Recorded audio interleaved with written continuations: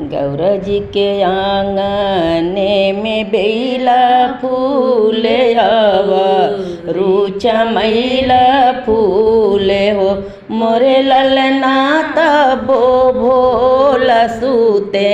पीछवाड़ा हो जगवले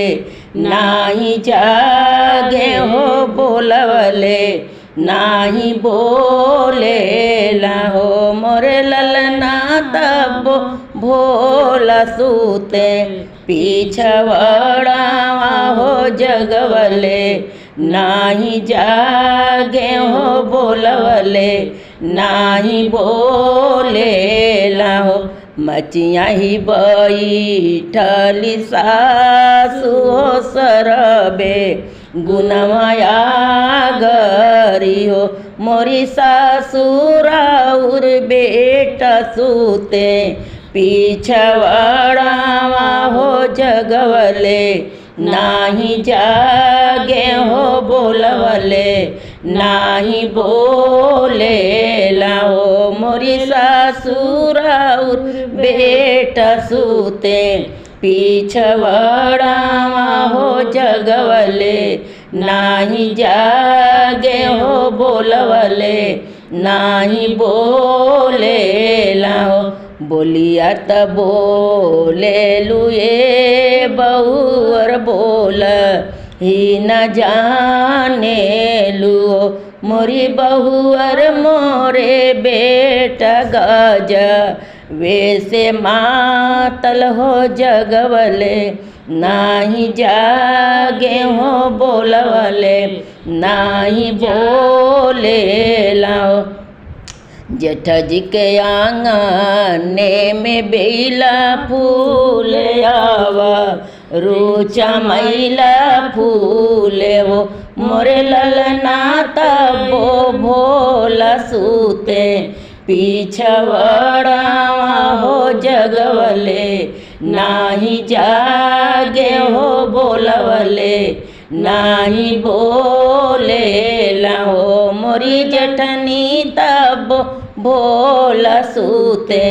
पीछवाड़ा हो जगवले नाही जागे हो बोलवले नाही बोले लाओ मचिया बैठली जेठानी हो सरबे गुनमाया गरी हो मोरी जेठनी राउर देवर सूते पीछवाड़ा हो जगवले नाही जागे हो बोलवले नाही बोले लाओ बोलिया त बोले लुए गोतिन बोला ही न जाने लुओ मोरी गतनी मोरे देवर भांगी ये से मातल हो जगवले नाही जागे हो बोलवले नाही बोले लाओ मोरी जठनीरा मोरे गोतनीरा उरु देवर सूते पीछवाड़ा हो जगवले नाही जागे हो बोलवले नाही बोले लाओ ननदो के आंगने में बेला फूल आवा रूचा मैला फूल हो मोरे ललना तबो भोला सूते पीछवाड़ा हो जगवले नाही जागे हो बोलवले नाही बोले लाओ